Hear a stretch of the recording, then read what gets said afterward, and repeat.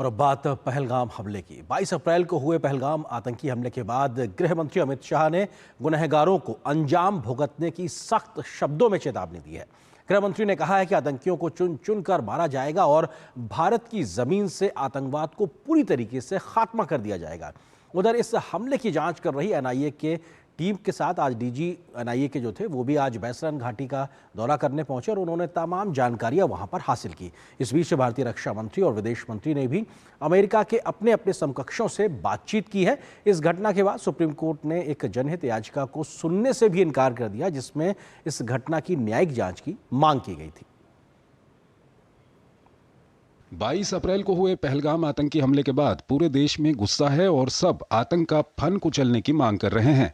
देश की इसी भावना के अनुरूप हुंकार भरी गृह मंत्री अमित शाह ने दिल्ली में एक कार्यक्रम में शाह ने कहा कि पहलगाम की घटना को अंजाम देने वालों को चुन चुनकर मारा जाएगा और भारत भूमि से आतंकवाद को पूरी तरह खत्म किया जाएगा। वो ये न समझ ले कि हमारे 27 नागरिकों का जान लेकर ये लड़ाई जीते हो। मैं सभी आतंक फैलाने वालों को कहना चाहता हूं कि लड़ाई का अंत नहीं है, एक मकाम है। हर व्यक्ति को चुन चुन कर जवाब भी मिलेगा। ये कायराना हमला कर कर ये समझता है कि हमारी बड़ी जीत है, तो एक बात मन से समझ लीजिए, देश की इंच इंच भूमि पर से आतंकवाद को मूल समेत उखाड़ने का हमारा संकल्प है और वो सिद्ध होकर रहेगा। इससे पहले प्रधानमंत्री नरेंद्र मोदी ने भी कहा था कि पहलगाम आतंकी घटना को अंजाम देने वालों को उनकी कल्पना से परे सजा दी जाएगी। इस बीच पहलगाम आतंकी हमले के गुनाहगारों को पकड़ने के लिए एनआईए ने अपनी जांच और तेज कर दी है। एनआईए के महानिदेशक सदानंद वसंत दाते ने गुरुवार को बैसरन घाटी में घटना स्थल का दौरा किया और पहलगाम में डेरा डाले हुए एनआईए टीम के साथ बैठक कर हमले की विस्तार से जानकारी ली।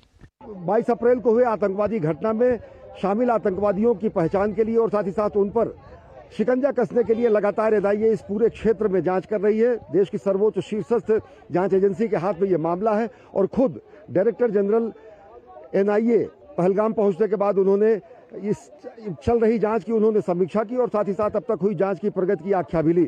आतंकी हमले की जांच अपने हाथ में लेने के बाद से एनआईए ने घटना स्थल से कई सबूत जुटाए हैं तो चश्मदीदों के बयान भी दर्ज किए हैं। सुरक्षा बलों ने अभी तक करीब 200 लोगों से पूछताछ की है, जिसके बाद से अभी भी कई संदिग्ध पुलिस की हिरासत में हैं। एनआईए ने तकनीक का इस्तेमाल करते हुए भी कई टेक्निकल एविडेंस एकत्र किए हैं। इस बीच इस आतंकी घटना के बाद सुप्रीम कोर्ट ने जनहित याचिका पर सुनवाई करने से मना कर दिया है। सुनवाई से इनकार करते हुए सुप्रीम कोर्ट ने कहा कि यह बेहद गंभीर वक्त है। देश का हर एक नागरिक आतंकवाद के खिलाफ लड़ाई में एक साथ खड़ा है। कोई ऐसी मांग मत कीजिए जिससे सेना के मनोबल पर असर पड़ता हो। इसके अलावा सुप्रीम कोर्ट ने याचिकाकर्ता से कहा कि आपको कुछ जिम्मेदारी से पेश आना चाहिए। इस तरह की बातें कोर्ट में न लाएं जिससे सेना के मनोबल पर असर पड़ सकता हो। पहलगाम आतंकी हमले की दुनिया भर में निंदा हो रही है। इसी क्रम में विदेश मंत्री डॉक्टर एस जयशंकर और अमेरिका के विदेश मंत्री मार्को रूबियो के बीच फोन पर बातचीत हुई। बातचीत के दौरान पहलगाम आतंकी हमले पर चर्चा की गई। विदेश मंत्री डॉक्टर एस जयशंकर ने सोशल मीडिया एक्स पर अपनी पोस्ट में लिखा, अमेरिका के विदेश मंत्री मार्को रूबियो के साथ कल पहलगाम आतंकवादी हमले पर चर्चा हुई। इस हमले के दोषियों, समर्थकों और योजनाकारों को न्याय के कटघरे में लाया जाना चाहिए। इस बीच भारतीय रक्षा मंत्री राजनाथ सिंह ने अमेरिका के रक्षा मंत्री से बात की है और मौजूदा हालात पर चर्चा की है। पहलगाम हमले के बाद से पाकिस्तान लगातार नियंत्रण रेखा पर बिना उकसावे के फायरिंग कर रहा है। भारतीय सेना भी पाकिस्तान को मुंहतोड़ जवाब दे रही है। ये सिलसिला बीती रात भी जारी रहा। भारत ने पाकिस्तान पर एक और बड़ी कार्रवाई करते हुए पाकिस्तान के लिए भारतीय हवाई क्षेत्र का इस्तेमाल करने पर पाबंदी लगा दी है। अब कोई भी पाकिस्तानी पंजीकृत, संचालित या लीज पर लिए गए विमान, एयरलाइन और सैन्य उड़ानें भारतीय हवाई क्षेत्र का इस्तेमाल नहीं कर सकेंगे।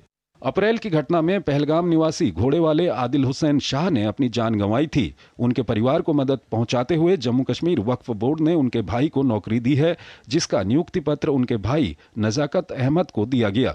22 अप्रैल की घटना के बाद पूरा देश आतंक के खिलाफ खड़ा है और इसकी बानगी एक बार फिर से देखने को मिल रही है, जब बड़ी संख्या में पर्यटक अभी भी पहलगाम पहुंच रहे हैं। घाटी पहुंचने वाले पर्यटकों में देसी विदेशी पर्यटक शामिल हैं। विशाल बेरिस्टो और अश्विनी मिश्र के साथ ब्यूरो रिपोर्ट, डीडी न्यूज।